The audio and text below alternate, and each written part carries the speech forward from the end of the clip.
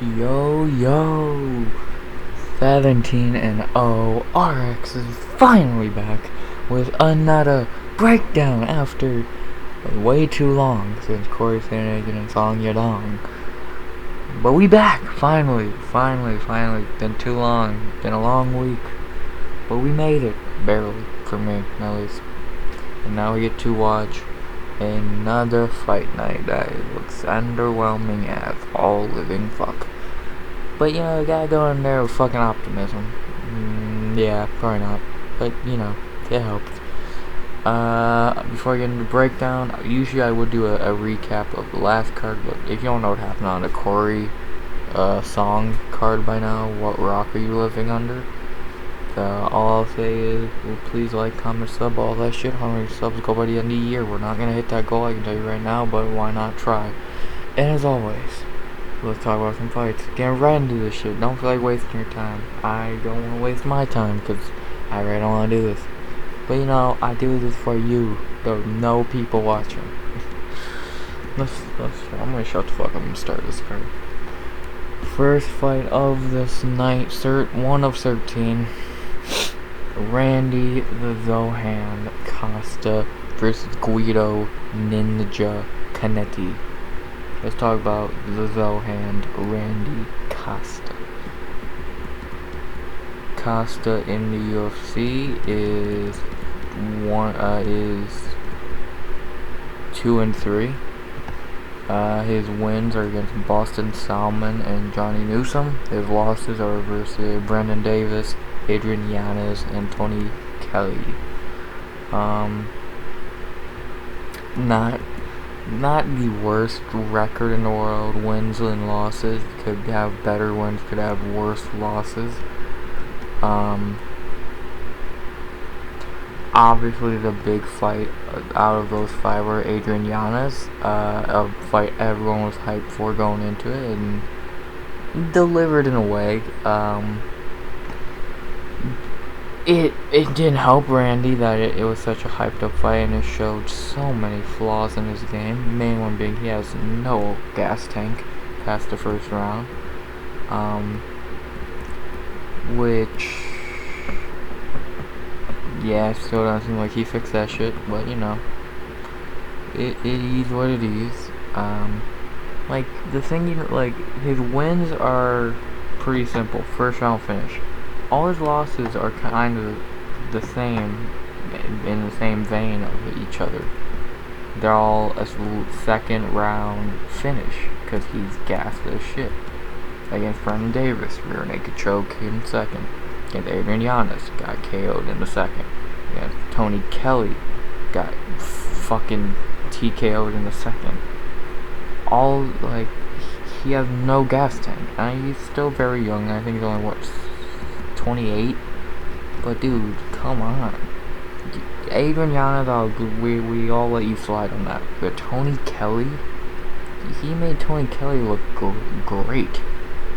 Like, that was honestly embarrassing how good Tony Kelly actually did look in that fight, when he really probably should have got knocked out. So I don't know. This is definitely a winner get cut fight for Randy, because even if he looks decent in this fight and loses, it's still a loss, and he's probably gonna get cut.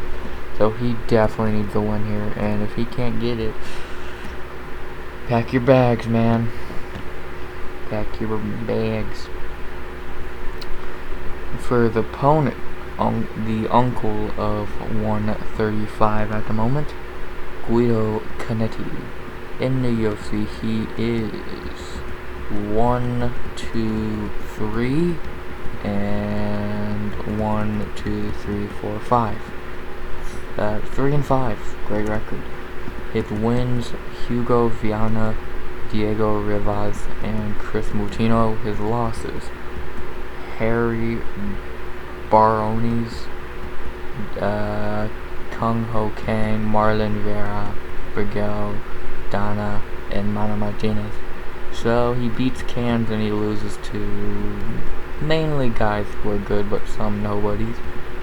Like Are you really mad at losing to Marlene Vera? No. Or Dana Baccarel? No. But, dude, you know you're a shitty fighter when Chris Mutino was the favorite against you. Chris fucking Mutino was the favorite going into a fight with Guido Cornetti. You know you suck. I mean, Guido is 42, and in the division that he is in, that's very bad. Because 135 is getting younger and better as he's getting older and shittier. So, not a good look. He's a lot like, he fights a lot like Randy. He's just gonna go in there, brawl, and see what happens. Sometimes it works, a lot of times it doesn't. But when it does work, he wins. But most of the time, like I said, it doesn't work and he gets beat. So yeah, not very good for him. Not good for Guido. The betting odds for this fight have Randy Costa minus 300 to plus 240. I agree. I think on paper, kind of like Tony Kelly fight, Randy should win this. Should. The biggest worry is what if it makes it past the first round and Guido's not completely gassed or beat up. Then Randy is fucked. What do I think is going to happen? I think Randy is going to get the finish in the first. I think I don't think Randy's that great, honestly, but I do think he can beat Guido Cornetti, and I think he will keep his job here, because if he loses, he's cut, like I said. But mainly it's either does Randy land first or does Guido gas Randy out. Which one do I think is more likely? Probably Randy landing the shot on the 42-year-old. So, being 28 years old himself, so big age difference and just fight experience and all that shit, damage taken. So that being said, I am going to go Randy Costa by knockout in the first. I think he will get this. Like I said, I think is there a chance Guido could fucking win? Absolutely. But do I think it's gonna happen? Not really. So I am going Randy Costa by knockout in the first. After that A fight, where I kind of have trouble talking about because I really don't know one of the two fighters. But you know me, I don't do tape stuff and I don't give a shit to stuff. We got in our second fight, Julia Stolyarenko versus Chelsea Chandler. Let's talk about Julia Stolyarenko.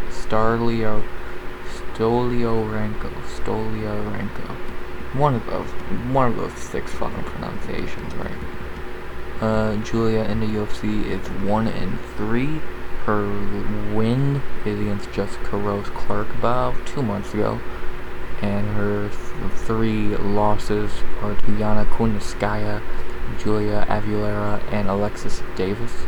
So she's losing to fine fighters, like Yana's a good veteran, Julia, when she did fight, was not bad, and Alexis, another smart veteran. She beat Jessie Jess, which ain't very difficult, because I love Jessie Jess, but she's not really that good. Oh yeah, Julia did come off the Ultimate Fighter. She went 1-1 on the show, and then lost on the finale card. Interesting. Yeah, the long story short, Julia is like, she wants to get you to the ground and sub you. If she doesn't do that, then she's probably losing, because she don't really have good striking. Yeah, she wants to sub you, pretty much, the long and short of it. Yeah, not much more to say. I really don't think she's that good. A lot of people might know her for that famous clip of her fainting at the fucking weigh-ins. like a year or two ago. So I forgot that was even her until I saw the clip again. I was like, fuck. So, it's all Orenko, ladies and gentlemen. To not really talk about her opponent much in Chelsea Chandler, I really never seen her before in my life. She is 4-1, comes from Invicta. I don't know why, I feel like this was not the original fight booked. It wasn't, it was Leah Latz versus Chelsea Chandler. Okay. A lot easier fight for Chandler. This is a tougher fight, but it's not to spoil my pick. Oh, she's from Stockton, California. Okay. Okay, I like that. I like that a lot, actually. Yeah, really not much I can say about her. She seems like, from what I heard, she's not very great, but she's okay. So, not much more I can say there. Never seen her fight before until Saturday night. The betting odds have pretty much been near even this whole time the fight's been booked. 115, 105, whatever. What route am I going in this fight? I have so many issues trying to trust Julia Stoyarenko that I think I gotta go Chelsea Chandler. I trust her more because I've never seen her before. She coming off a win 4 months ago, Stoyarenko 2 months ago. 4-fight winning streak, 1-fight winning streak. A year younger, less damage taken. She could have the UFC jitters, which could fuck her up, but I doubt it. And I think she'll get the win here. I think Chelsea Chandler will get the W here, and mainly because I don't trust Orenko. Now I'm going Chelsea Chandler by decision. I think she will get the win here, and yeah, not much more to say. Don't get that arm taken. After that, a terrible fucking fight. A legit terrible fucking fight. Probably the worst fight on the card. By a, well, yeah, probably the worst fight on the card. I'm talking about Maximish Grisham versus Felipe Monstro Lins. You see what I was saying now? You see what I was saying? This fight, fucking terrible. I'm not gonna waste much time on this one because I want to stop recording and not do this shit just because this fight. This fight is going down at 205, not heavyweight. I think a good chunk of people know Maxim Grisham by now. Very tall, very okay fighter. 38 years old, past his prime. Got some wins, got some losses. Destroyed William Knight in his last fight. Not much you can really say about him. He's just okay. Not even disrespecting him. He's just not good. So, but speaking of not good, Felipe Lins, he's not even not good. He's just dog shit. He's 1-2 in the UFC. Got a win in his last fight against Marcin Prachnio. Not very impressive. But before that, he got beat by Andre Orlovsky and Tanner Boser. So, yeah. He's not good. Long story short, he's pretty fucking bad. I'm not even trying to be rude. I think I've been saying for a while now, Felipe Lins is a joke. He's not UFC level, man. Even his win in his last fight, he looked slow as shit and not very good. So, not gonna waste much time on this. The betting odds have Maxim Grisham minus 170 to plus 145. I might lower that number. I would probably move Grisham to minus 130, 125. I don't trust him that much, but because he's fighting Lins, Yeah, I trust him. So I am going Maxim Grisham by decision. He should get the win here. Felipe Lynn sucks. And yeah, Maxim Grisham by decisions. Okay, after that we move on to a real fight that I'm still torn on. I've been torn on for like the last 2 weeks thinking about it. It's a good fight though. Probably should be on the main card. Brandon All-In Allen versus Kristopher Janke. Let's talk about Brandon Allen.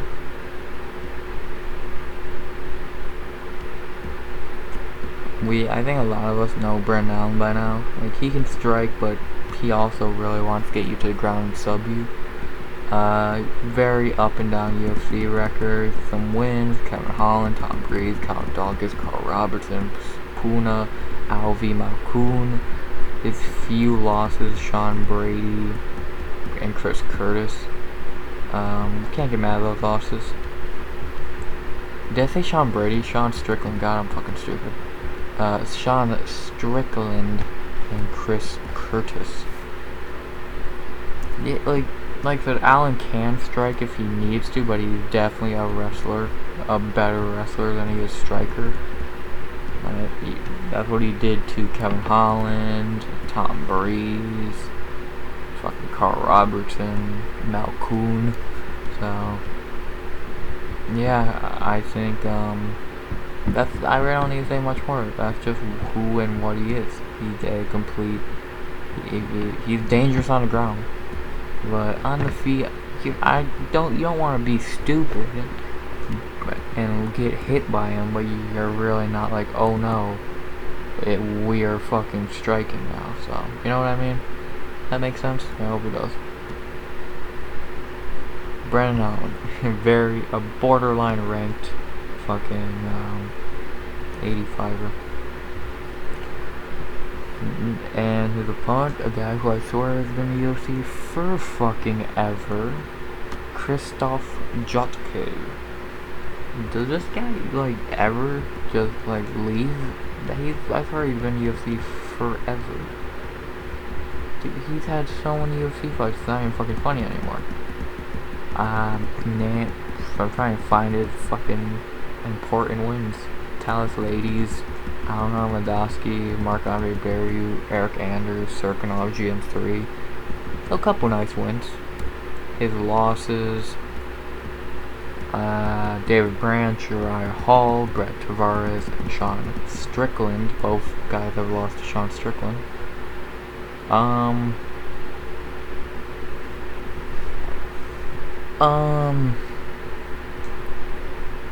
Fuck. Janke's a very, very boring fighter. Like, if he could just lay on you for three rounds and win, he will. If he can just jab you the whole night, he will. He's a very boring fighter. His last couple fights have showed that. GM3, Serkinov, Anders, all very underwhelming fights. So, he's good, just he's fucking boring. The bad thing for him in this fight is he's fighting another wrestler. But at the same time, Allen is a very 50-50 fighter. Sometimes he looks amazing, other nights he looks terrible. So, Janke's always pretty consistent. He's Janke. He's not very good, but he's not bad. You know what I mean? So, I think you know what I mean.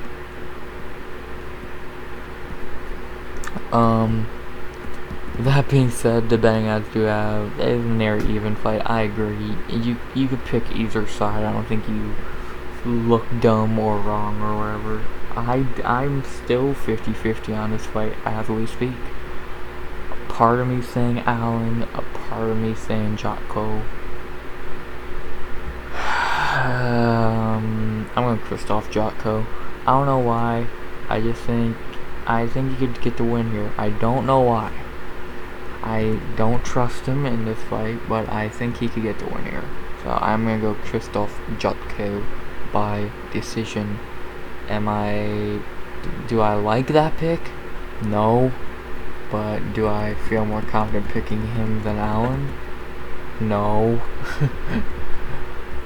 I'm going Jocko by decision. That's a tough fight for me to predict. I think it's very tough. Yeah, Jocko by decision. Oh my fucking god, these shit fights never end. I'm not gonna talk much on this fight because I barely know either guy. Next fight, Quinn Neto BJJ Silva versus Jesse the Body Snatcher Curtis Ronson. I'm not going to talk much on this. I barely remember anything from Quinn Silva. And then for Jesse Ronson, he looked like shit against Rafa Garcia and is a fucking juice head. So, we're betting out to have Silva minus 145 plus 120. Sure. I'm going to Quinn Silva in this fight by probably decision. Quinn Silva by decision. Don't know either, don't want to know either.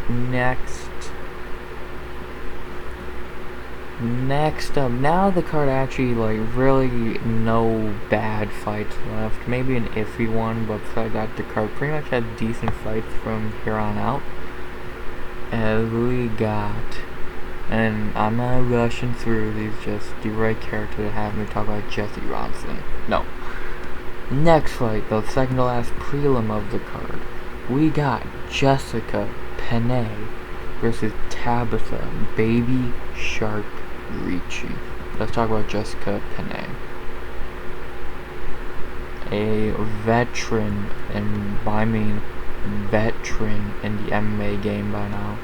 Been doing this for so long, it's not even funny. Her UFC record is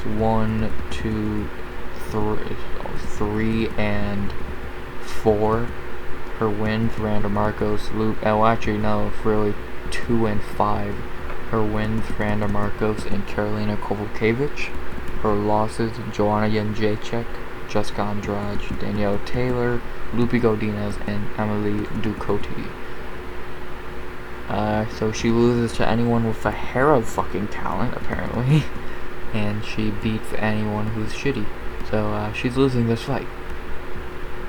I'm shocked Penne's fighting this quickly.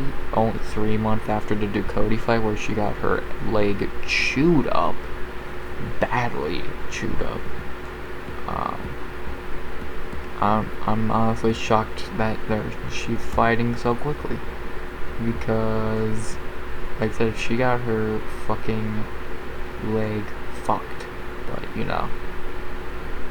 Gregory Rodriguez already have a fight booked. What the fuck? Penne is trying to wrestle you pretty much. No one's trying to hide that. She's trying to fucking wrestle you.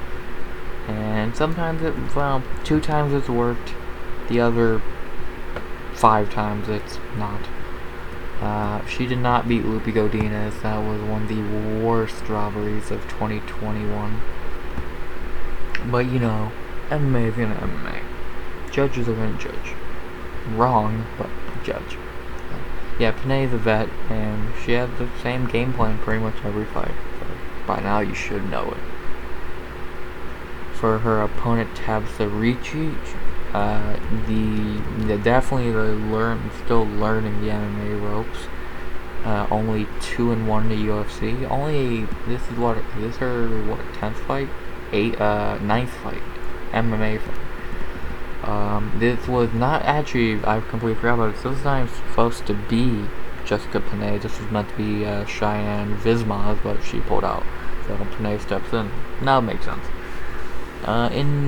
Richie did have one of the worst debuts you could have, not in a performance-wise, just she had to fight Manon Fierro. But she showed a fuck ton of fucking heart in that fight, not going out with the shots she was taking. And then she bounced back with 2 nice wins in a row, Maria Oliveira and Poliana Viana.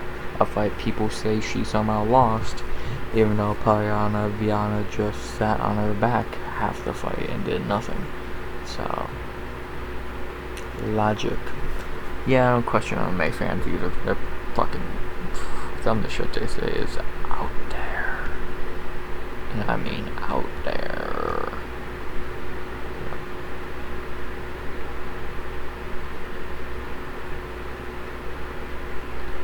Yeah, Richie has kind of the same game plan as Panay, just I think she does it a little better, a little stronger, a little more fucking power. She's gonna try. There's gonna be a wrestling match. I mean, maybe it's a striking match, and if it is, it's definitely Richie's fight, I think. But if it's a wrestling match, it's probably still Richie's fight. So. The betting odds do have Tabitha Richie minus 220 to plus 180. I'd probably have Richie minus, we'll just round up to 250 because that sounds nice. She should win this fight realistically. Panay is coming off a terrible performance 3 months ago, and she's fighting someone who does her game plan better than she does. So, Tabitha Richie should win this fight on paper, and I think she will. So I am going Tabitha Richie by decision. And now for the featured prelim. It's a legend hour. Well, for one dude, the other dude's kind of not that good. But one dude's a legend in MMA, and I mean legend.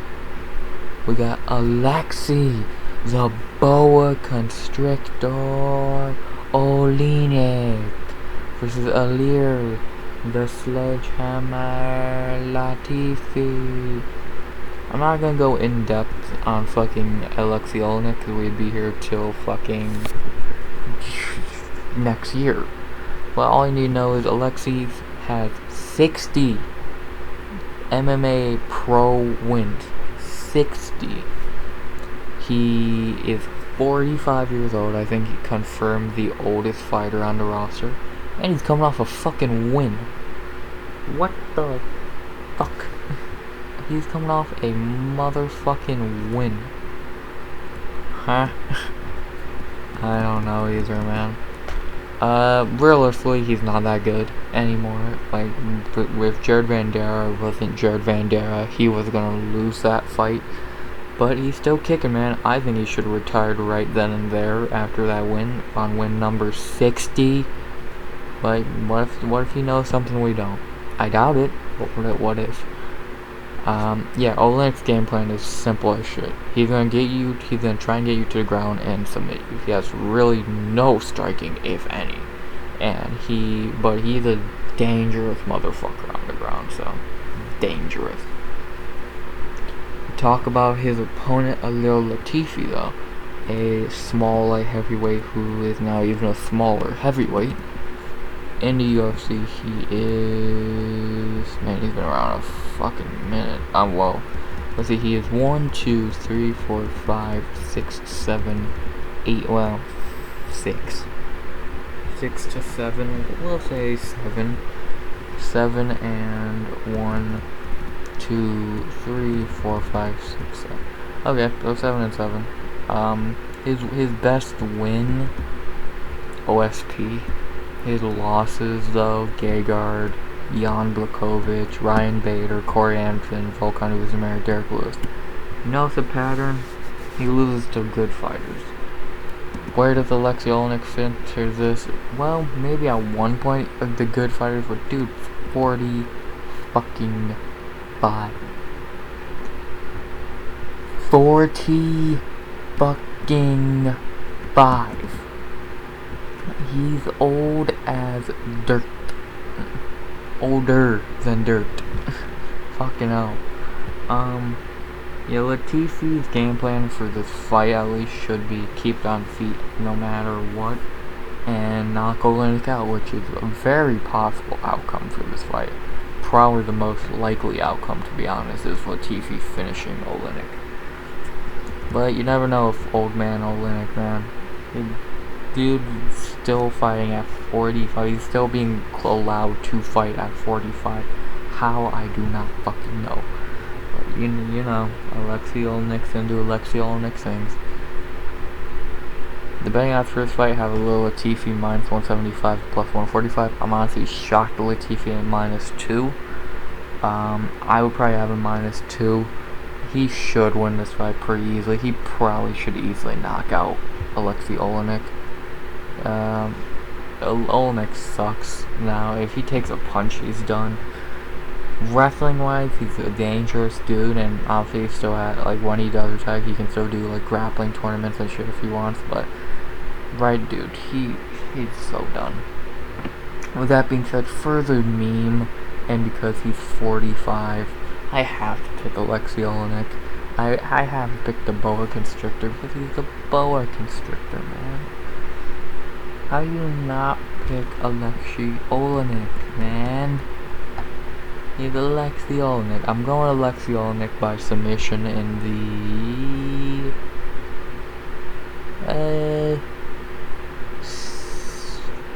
second. Olynyk submission in the second. Am I confident in the slice? No, I think he's going to be knocked out, but you never know. Olynyk submission in the second. Well, what is really? There's 6 fights left on the main card. Let's get down to shit. First fight on the main card is actually not half bad. It could be worse, I guess. We have Mike Beast Boy Davis versus Vaktashov Slava Claus and Borshev. Slava Claus is not meant to be in this fight. This is going to be Mike Davis versus Euros Medic, but Euros pulled out. Slava steps in. So, let's talk about Mike Davis. In the UFC, he is 2-1. His debut was against Gilbert Burns. Hell of a fucking terrible debut to have. But then he routed off 2 wins against Thomas Guilford when he almost killed a man, and Mason Jones. He's a very good striker. He's actually not a bad fighter, very well rounded. His biggest problem is he's not fought in almost 2 years. And he's turning 30 next week. So if he fought more consistently, for a lot of people have a lot of hype on this dude, and I kind of see it, but I want to see more, because let's be honest, you beat Thomas Gifford. You beat Thomas Gifford. Come on. A human punching bag. You beat Mason Jones. That one has aged like shit. That win has aged like BJ Penn. Dude, that win means nothing. So I want to see more from him. This should be a good fight if he goes out here wanting to prove something. And then for his opponents, Borshev Slava Claus, he is 1-1 in the UFC, knocking out Dakota Bush in his debut, but then Mark DeCasey became fucking Habib and wrestled him for 3 rounds. That DeCasey fight showed a huge problem in his game. He has no idea how to fucking wrestle. But the good thing for him, he did take a fight against a striker. Why did Maria Akapova not take notes on that? I don't fucking know.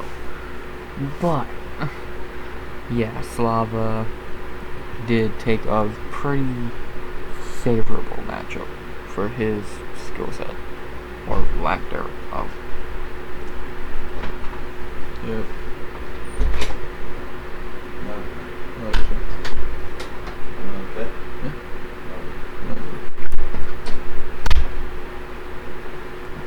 Even filming at 4:41, I can't get a fucking break. Okay, what was I talking about? Slava Claus having no wrestling. Long story short of this fight, someone's gonna get knocked out, or Mike Davis is gonna wrestle for 3 rounds. What do I think's more likely? Someone's gonna get knocked out. I don't see Mike Davis going for a wrestling game plan here. I don't think that's the fighter he is. I think he's gonna go in there wanting to strike, show a lot, because I guarantee you he's thinking if he wants to prove something, beating Slava Claus on the feet is a lot more impressive than on the ground. And yeah, I think it's gonna be a striking fest, which favors Borshev like crazy. The betting odds have Mike Davis minus 175 plus 150. I would have the odds near even, because if it is a striking match, then near even. If Davis goes in there for wrestling game plan, then Davis minus 190, 200.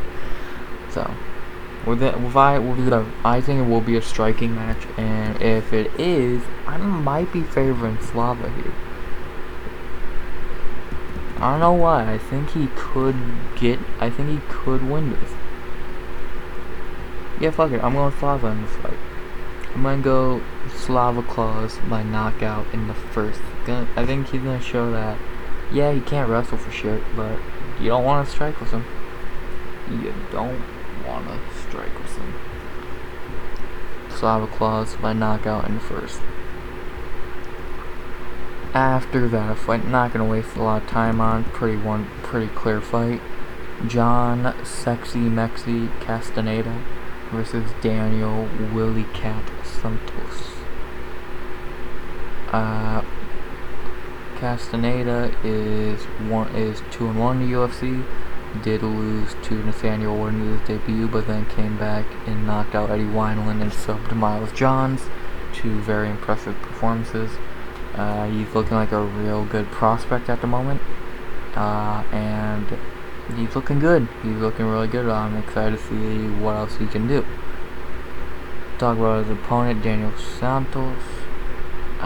In his UFC debut a couple months back, he got beat by Julio Arce in a very underwhelming fight. He didn't look that good. Maybe it was UFC jitters. He was opening up the UFC 273. You never know what his problem was, but yeah, who knows. The betting odds have Castaneda minus 220 to plus 180. I would agree, could have him higher if you want. Either way, I am going John Castaneda by decision. I think he'll just beat the shit out of him, get an easy 30-27. So, John Castaneda by decision.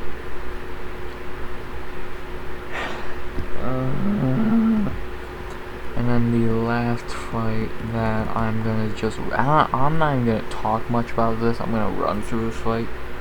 Super Sadiq Yusuf versus Don Shameless Shanus.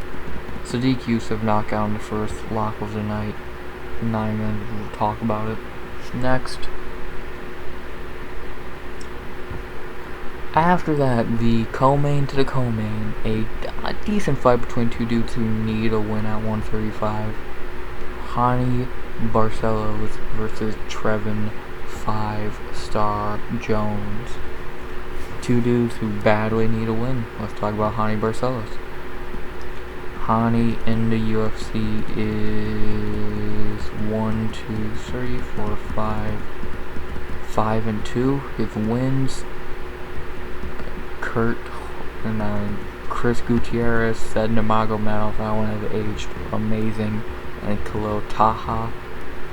He was borderline ranked dude after that Taha fight, but then he ran into Timur Valdev, who beat shit out of him. Then he ran into Victor Henry, who beat shit out of him. Which I did love seeing that happen, because everyone was on this man's fucking dick after the Taha fight. Oh, fucking prospect, could be a champion, beats Sean O'Malley, and da-da-da-da-da. Shut the fuck up, he couldn't beat Victor Henry. I was so happy. I'm so happy he got his ass shut up.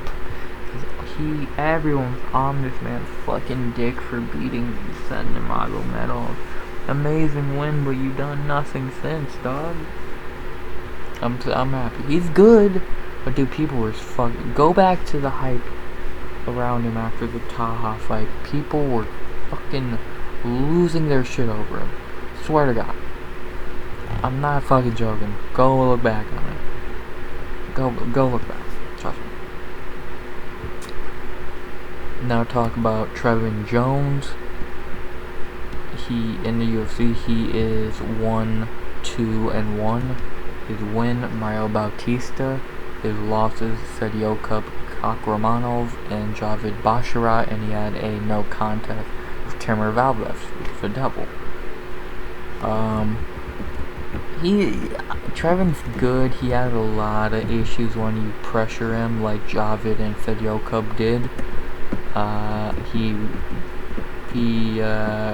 Another dude who's a very hyped up fucking prospect. Even though, again, never thought he was that good, he's just okay. This is about the okay 35ers who were hyped up for no fucking reason. The main odds for this fight have Hani Barcelos minus 225 to plus 190. I would move him down to probably minus 180 favorite. I don't really like seeing Hani Barcelos at minus 200 plus favorite. I think it's a little crazy after his last two performances. He's been very bad. And he's 35 years old, so... Yeah. My pick for this fight, I think Hani Barcelos will bounce back, get an easy one against Trevin. I think he'll pressure him just enough to get the win, and I think it should be a nice bounce back win for Hani, so I am going Hani Barcelos by decision. These last two fights, as you know, for the main and co, I really don't go deep into the fighter's background often, because you should know. So I'm not going to really do that here, because yeah, you should know these guys by now. So the co-main event of the evening, Randy Rude Boy Brown versus Francisco Mazaradua Trinaldo. To talk about Randy Brown, he's very tall welterweight at 6'3". He's on a 3-fight winning streak, beating Alex Oliveira, Jared Gooden, and Chaos Williams. He did get KO'd by Vicente Luque, but can't really get mad at that, even though Vicente Luque is really falling off, but that's a story for a different book. Besides that, he's fought who's who of that guys in the division: Bilal, Mickey Gall, Nico Price, Brian Barberino. Wins, losses, this and the other thing. He has